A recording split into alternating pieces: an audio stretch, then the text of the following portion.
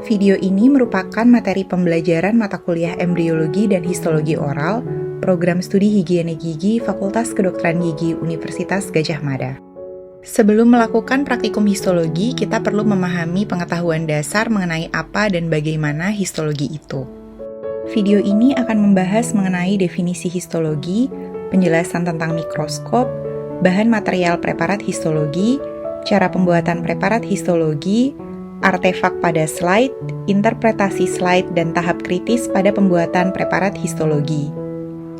Histologi terdiri atas dua kata Yunani, yaitu histo yang berarti jaringan, dan logos yang berarti ilmu.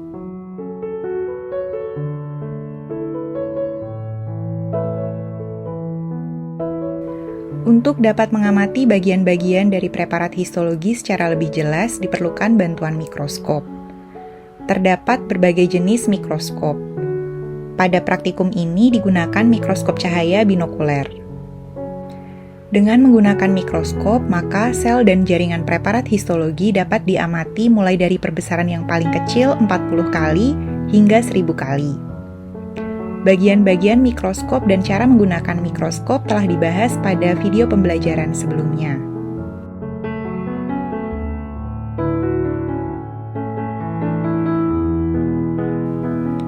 Material preparat histologi dapat berasal dari manusia maupun hewan coba.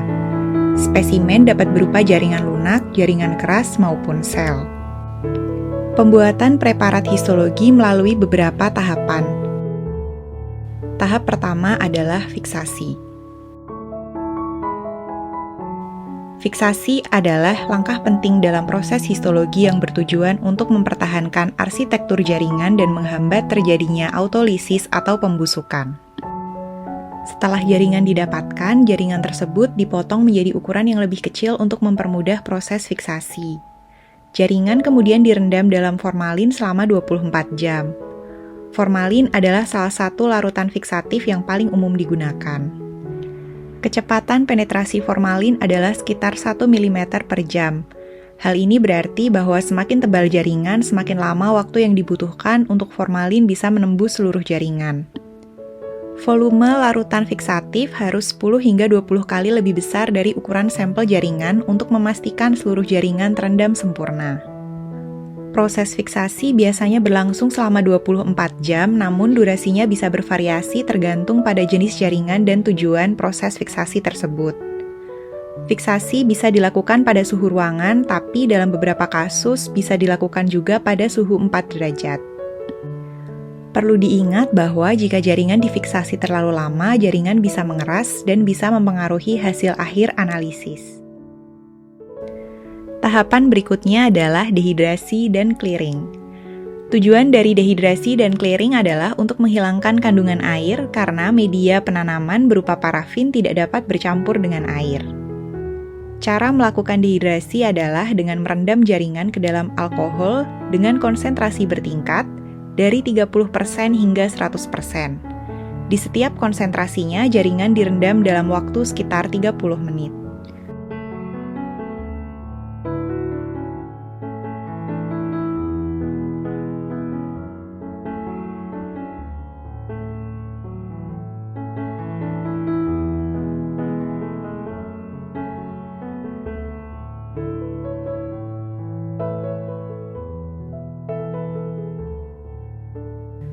Pada tahap clearing, alkohol pada jaringan dihilangkan dan digantikan oleh cairan yang dapat bercampur dengan alkohol dan juga parafin.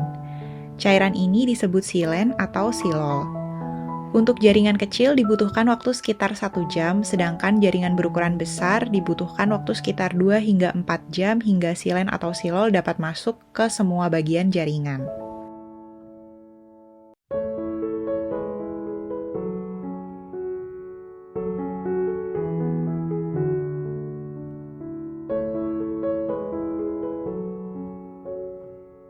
Tahap ketiga adalah embedding.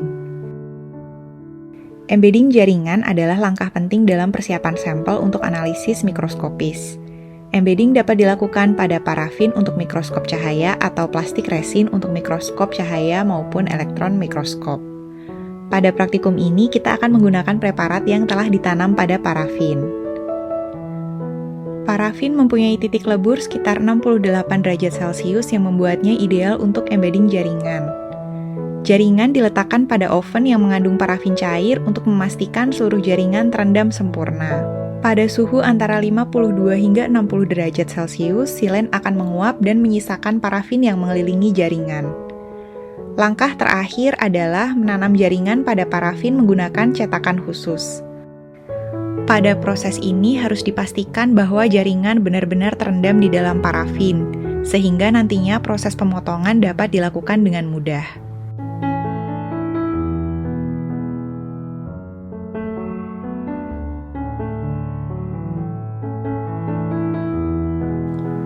Tahap keempat adalah sectioning atau pemotongan jaringan.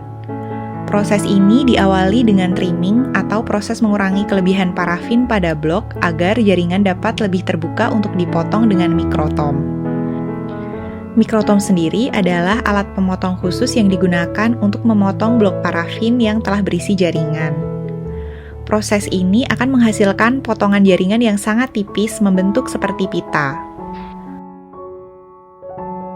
Potongan yang sangat tipis ini memungkinkan analisis mikroskopis yang sangat mendetail dan memberikan gambaran yang jelas tentang struktur serta komposisi jaringan.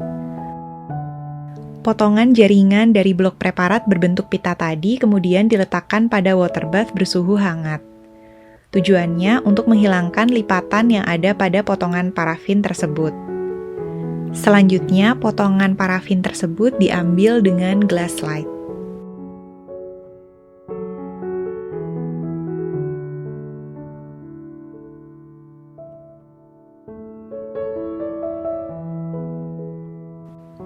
Langkah selanjutnya adalah pengecatan. Tahapan ini bertujuan agar jaringan dapat lebih mudah diamati di bawah mikroskop. Akan tetapi, sebelum dilakukan pengecatan, perlu dilakukan deparafinisasi pada sampel. Deparafinisasi adalah proses penghilangan parafin dari jaringan. Proses deparafinisasi harus dilakukan agar pewarna dapat menembus dan mewarnai jaringan dengan baik.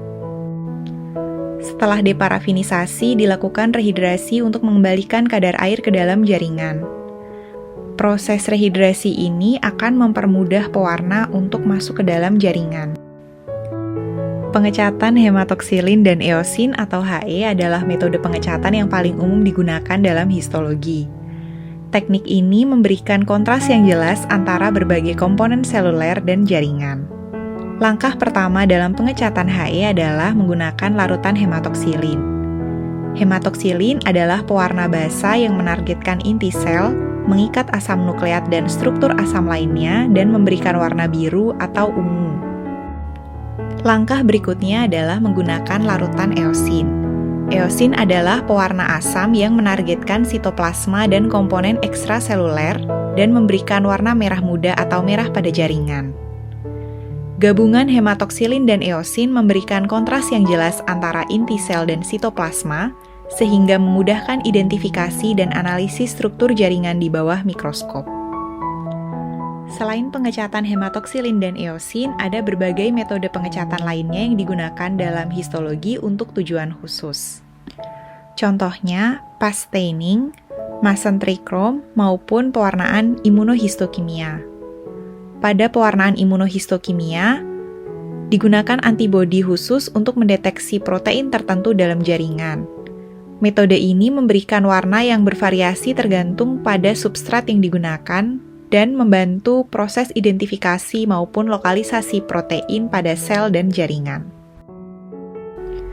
Tahapan berikutnya adalah mounting. Mounting adalah langkah akhir dalam persiapan sampel jaringan untuk analisis histologi. Setelah pengecatan selesai, langkah selanjutnya adalah menutup spesimen dengan kaca penutup preparat atau cover slip. Bahan mounting seperti Canada Balsam atau DPX digunakan untuk merekatkan cover slip pada gelas preparat.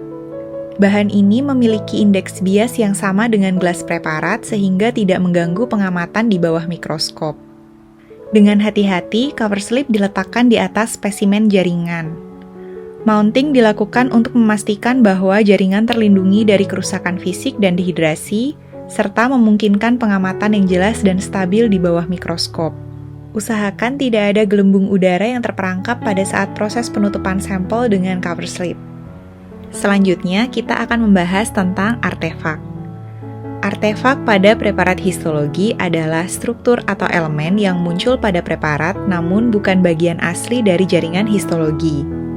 Artefak ini bisa disebabkan oleh kesalahan selama proses pembuatan preparat. Terdapat beberapa contoh artefak. Contoh yang pertama adalah lipatan. Lipatan terjadi ketika jaringan tidak rata saat ditempatkan pada gelas preparat, sehingga bagian jaringan terlihat berlipat di bawah mikroskop. Contoh artefak yang lain adalah benda asing. Benda asing adalah jenis artefak yang sering ditemukan. Benda asing ini bisa berupa debu, serat, atau partikel lain yang secara tidak sengaja masuk ke dalam preparat selama proses persiapan. Contoh berikutnya adalah jaringan yang sobek. Jaringan sobek adalah artefak yang sering terjadi ketika jaringan pecah atau robek saat diproses. Hal ini bisa terjadi karena penanganan yang kasar atau penggunaan alat yang tidak tepat. Contoh lainnya adalah artefak yang muncul akibat pemotongan. Artefak jenis ini muncul karena kesalahan saat memotong jaringan dengan mikrotom. Potongan yang terlalu tebal atau terlalu tipis serta goresan dari pisau mikrotom dapat menyebabkan artefak ini. Artefak dapat mengganggu analisis dan interpretasi hasil histologi. Oleh karena itu, penting untuk mengenali dan meminimalkan munculnya artefak dengan teknik dan prosedur yang tepat. Saat melakukan interpretasi hasil, kita perlu memahami posisi embedding dan juga posisi pemotongan sampel. Pemahaman ini sangat penting untuk memastikan akurasi informasi yang kita dapatkan dari sampel. Pertama-tama, mari kita bahas posisi embedding atau posisi penanaman sampel pada parafin. Posisi ini akan menentukan orientasi jaringan pada blok parafin sebelum dipotong dengan mikrotom.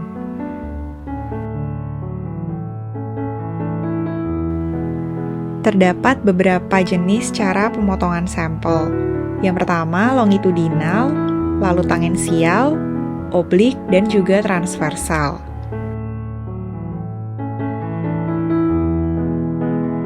Setiap jenis cara pemotongan ini mempengaruhi bagaimana nantinya kita melihat struktur jaringan di bawah mikroskop.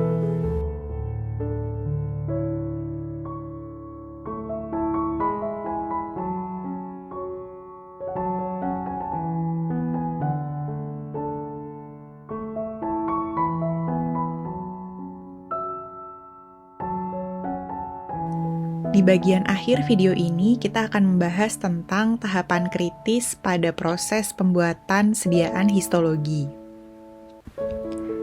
Yang pertama adalah pada saat pengambilan sampel. Saat pemotongan sampel dilakukan, penting untuk memperhatikan penanda atau landmark yang ada pada sekitar sampel. Saat kita memberikan penanda pada sampel kita, hal ini akan membantu pada saat kita menentukan orientasi potongan. Selain membantu untuk menentukan arah potongan sampel, adanya landmarks atau penanda ini juga membantu kita dalam menjaga konsistensi saat pengambilan sampel. Sehingga bisa kita pastikan bahwa sampel yang kita kumpulkan dari subjek yang satu dan subjek yang lainnya itu berasal dari lokasi yang sama. Selanjutnya, ukuran potongan sampel juga harus diperhatikan. Potongan sampel tidak boleh terlalu kecil untuk memastikan representasi yang memadai dari jaringan yang akan dipelajari. Dan yang terakhir, jangan lupa untuk selalu mencatat semua informasi yang berkaitan dengan sampel termasuk waktu pengambilan sampel. Demikianlah video pembelajaran mengenai introduksi histologi oral. Semoga dapat menambah pemahaman mahasiswa.